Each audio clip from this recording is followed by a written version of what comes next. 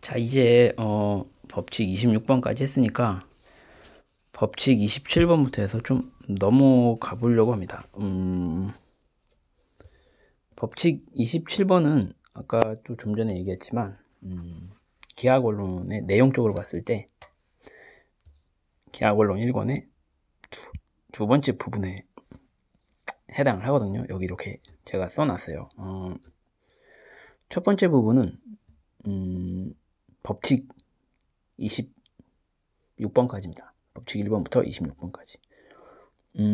여기에서 하고자 하는 것은 뭐 지금까지 영상에서 보면 아시겠지만 뭐 직선이라든지 뭐 각의 작도 혹은 이제 삼각형을 만드는 방법, 그리고 이제 변이나 각과의 어떤 그런 크기, 상관관계, 그 다음에 여러 삼각형들 사이에서 변하고 이제 각의 크기를 비교한다든지, 그리고 삼각형의 이론을 다루는 거예요. 그래서 요거를 이제 이름을 꼭 굳이 붙이면 삼각형, 직선, 뭐 각의 이론이라고 얘기할 수가 있겠습니다. 이제 두 번째 부분으로 이제 들어갈 건데, 요게 이제 여기거든요. 이제 법칙 27번부터 법칙 32번까지 요거를 굳이 이름을 붙이면 이제 평행선 이론이라고 할 수가 있겠어요. 요게 이제 중요한 이유는 세 번째 부분에 이제 넓이 이론이 들어가거든요. 그러니까 뭐 평행사변형, 두 평행사변형이 뭐 넓이가 같다고 할 때 이 평행선이 이론이 이게 필요합니다. 그리고 이제 평행사변형을 반으로 자르면 대각선으로 해서 반으로 자르면 삼각형이 되죠. 그래서 뭐 밑변과 높이가 같은 서로 다른 두 삼각형은 넓이가 같다, 뭐 이런 것들을 다루게 돼요. 그게 이제 세 번째 부분이 되거든요. 거기에서 꼭 필요한 게 평행선 이론이 되어 있습니다. 그러면 첫 번째 부분하고 평행선 이론은 또 어떤 관계가 있냐, 이렇게 얘기한다면 평행선 이론을 얘기하기 전에 각의 개념이 필요하고 직선을 일단 작도를 할 수가 있어야 되겠죠. 예. 그리고 뭐 평행선 이론을 증명할 때 삼각형의 어떤 내각의 합이 뭐 180도다. 뭐 그리고 뭐 삼각형의 두 내각을 합하면 180도보다 작다. 이런 것들을 평행선 이론에서 이제 이용을 하게 돼요. 그러니까 이렇게 적어보면 삼각형, 뭐 직선, 각 이론을 가지고 각 이론이 평행선 이론을 만드는 기초가 됩니다.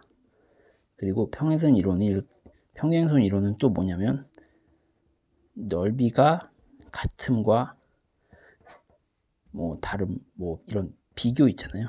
이런 비교, 여기에 또 기초가 돼요. 그러니까 얘를 이제 이 이론을 이제 세우기 위해서는 요 이론이 필요하고 요걸 세우기 위해서는 요게 이제 필요한 거죠. 그러니까 이론이 딱딱딱 그 순서대로 딱딱딱 나오게 되는 거죠. 거두절미하고 그러면 평행선 이론에 대한 부분을 들어가니까 한번 평행선의 어떤 정의를 다시 한번 보고 공리 5번을 한번 보고 한번 가볼게요. 평행선 공주는 이렇게 얘기할 수 있습니다. 평행선 뜬매김 보면 여기 나와 있죠. 평행선이란 같은 평면에 있는 직선들로서 양쪽으로 아무리 길게 그려도 어디에서도 만나지 않는 직선들을 얘기한다, 이렇게 되어 있습니다. 사실 그 고대에서부터 그 평행선은 유클리드는 이런 방식으로 이제 정의한 것을 가지고 와서 썼지만 뭐 이것 말고도 여러 가지 그 정의들이 있어요. 다른 말로 표현된.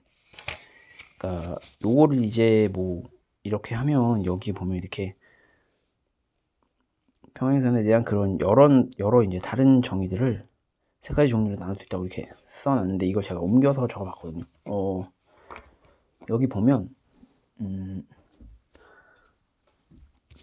자 봅시다.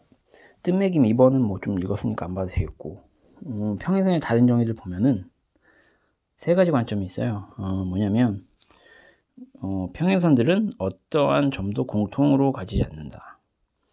평행선들은 서로 만나지 않는다. 평행선들은 무한에서 만난다. 평행선들은 무한에서 공통으로 점을 갖는다. 요거는 뭐냐면 공통으로 여기서 어떤 개념을 뽑아낼 수 있죠? 교차하지 않는다는 불교성을 뽑아낼 수 있죠. 자, 두 번째, 평행선들은 같은 방향을 가진다. 같은 방향을 가진다. 평행선들과 만나도록 어떤 직선을 그은 다음은 이 직선과 평행선들이 만드는 각의 크기가 같다. 여기서 각의 개념이 나오게 됩니다. 그림으로 이렇게 굳이 한번 확인을 해보면 이런 얘기예요. 자, 짝. 이게 이제 평행을 한다고 했을 때 이걸 어떻게 방향을 가지고 어떻게 확인을 하느냐. 어떤 직선, 이 직선을 기준으로 해서 요 각의 크기. 이게 같다는 거예요. 즉, 얘를 기준으로 해서 돌렸을 때 이게 이런 식으로 돌렸을 때 얘를 기준으로 해서 요 직선을 기준으로 해서 방향이 이렇게 같잖아요. 방향이 같다는 건 이 각의 크기가 같죠? 이거 나중에 배우게 되겠지만 이 둘은 뭐죠? 동의각이란 말이죠. 동의각. 여기서 이거 이제 같은 방향을 향한다는 거 이제 같은 방향, 동향이라고 하죠. 동향성이라고 그러는데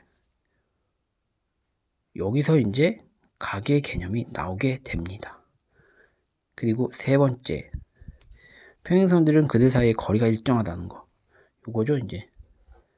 자, 이렇게 수직으로 이렇게 딱 걷을 때 거리가 항상 같다는 거예요. 뭐죠? 등폭성이죠. 폭이 같다고요. 떨어진 그 정도가 항상 일정하다는 거죠. 등폭성. 그러니까 여기에서 중요한 거는 우리가 평행선에서 알 수 있는 거는 중요한 거는 뽑아낼 수 있는 개념. 그건 뭐냐면 불교성하고 두 번째 각의 개념하고 그 다음에 뭐냐? 각의 개념하고 그 다음에 거리의 개념입니다. 거리의 개념. 이거 되게 중요합니다. 왜냐면 사람이 어떤 그 평행선이라는 대상에 대해서 우리가 이제 그거가 평행인지 아닌지를 확인하는 기준을 이제 여기서 제시를 하고 있잖아요. 거리하고 각. 그래서 뭐냐? 좀 전에도 얘기했지만 그 기하학원론 첫 번째 부분에서 평행선을 이해하기 위해서 뭘 배우잖아요. 각을 배우잖아요. 그리고 거리의 개념도 배우거든요. 사람들이 그 평행선 같은 경우에는 고대부터 공격을 많이 받았는데 공격이라는 건 이제 그 논리적인 공격을 얘기해요. 그러니까 과연 그게 평행선 공준에서 얘기했던 것처럼 평행선 공준이 이런 거죠.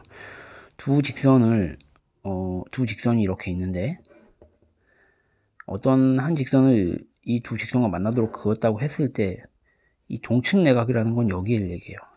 얘를 기준으로 오른쪽, 왼쪽이죠. 그러니까 오른쪽 같은 쪽 요 내각을 더한 것이 이 직각보다 작은 쪽에서 이 두 직선이 만난다고 얘기하는 게 이게 공리 5번입니다. 이게 공리 5번이에요. 제가 보기로는 이게 왜 동측 내각이라는 말이 나왔냐면 이미 이게 만난다고 전제를 하면 여기가 삼각형이 생기잖아요. 삼각형이라고 본다면 이거는 당연히 내각이 되죠. 그러니까 동측 내각의 합이 이 직각보다 작으면 만난다는 얘기가 이게 이제 공리 5번이거든요. 자, 한번 공리 5번 볼까요? 공리 5번을 확인을 해보면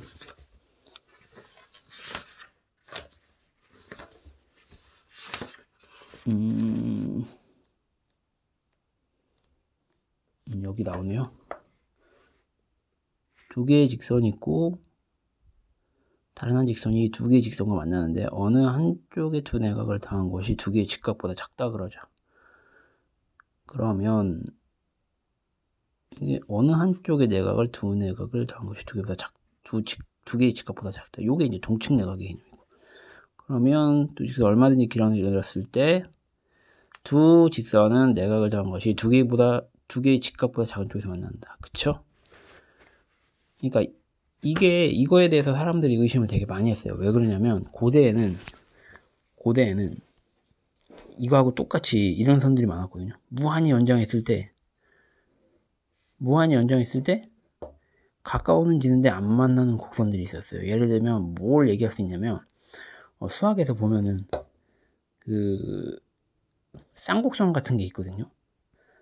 쌍곡선이 뭐냐면 이렇게 예를 들면 여기 초점을 기준으로 했을 때 요런 게 있어요. 요렇게 이렇게 요거는 이제 고등학교 수학 수에 나오는 건데 요런 거 보면 쌍곡선 같은 거 보면 이렇게 쌍곡선의 그 정의에 따라서 곡선을 그리게 되면 어떤 일이 발생하냐면 이게 한없이 가까워져요. 한없이 가까워지는데 무한으로 가서 한없이 가까워지는데 요 둘이 만나진 않아요. 이게 이제 직선이거든요. 골 때리죠. 가까워지는데 만나진 않습니다. 만나진 않아요. 이게 이제 그 포물선이거든요. 포물선이 아마 제가 알기로 여기서 나왔을 거예요. 지금 자세한 얘기는 기억이 안 나지만 그 원뿔 있잖아요. 이 원뿔 곡선이라고 그래갖고 아플로니우스라는 사람이 얘기한 건데 요거를 이제 뭐 요거 이제 자르는 각의 이제 크기에 따라서 요 이제 여기였나? 하여튼 이 밑변하고 이렇게 자르는 각의 크기에 따라서 달라지는데 요게 이제 어떤 경우에는 이게 이제 포물선이 되고 어떤 경우에는 타원이 되고 어떤 경우에는 쌍곡선이 돼요. 이 쌍곡선 지금 이걸 얘기하는 겁니다. 고대에는 사람들이 이렇게 해갖고 요거를 이제 요런 개념으로 인식을 했어요. 지금 우리가 이제 고등학교 수학초에서 배울 때는 이렇게 배우진 않지만 아무튼 그렇습니다. 그래서 이거에 대해서 의심을 되게 많이 했어요. 아니 쌍곡선 같은 경우는 이렇게 무한히 연장하면 가까워지는데 만나지 않는 경우가 있는데 이게 동측 내각이 이 직각보다 작다고 해서 이걸 무한으로 연장했을 때 이게 만난다고 이렇게 장담을 할 수 있느냐 라고 질문을 던진 거죠. 그래서 이게 과연 만날까? 증명을 해봐야 되겠다. 그래갖고 몇백 년 동안 엄청나게 많은 수학자들이 요걸 이제 증명하려고 도전을 했습니다. 그러나 재밌는 게 뭐냐면 가우스라는 유명한 수학자가 있죠. 독일 사람인가요? 제가 알기로는 독일 사람인데 이 사람이 얘기하면서 평행선 공리는 절대 증명할 수 없다고 장담했어요. 처음에. 그리고 이거를 이제 1816년에 이제 확언을 했는데 증명할 수 없음을 증명한 사람은 1868년에 벨트람이라는 사람이에요. 결국에는 평행선 공조는 우리가 그러니까 뭐냐면 동측 내각이 이렇게 있잖아요. 이게 이직각보다 작을 때 이걸 무한히 연장했을 때 둘이 만날 수 있냐? 만날 수 없냐는 우리가 증명 못 한다는 거죠. 그러니까 유클리드가 얘기했던 그 공리 5를 그냥 참이라고 증명 없이 받아들이고 기하 그 평면 대병의 모든 이론을 만들어갈 수밖에 없다. 그런 얘기를 한 겁니다. 어쨌든 좀 얘기가 길어졌는데요. 이제 그러면 소개를 했으니 법칙 27번부터 바로 보도록 하겠습니다.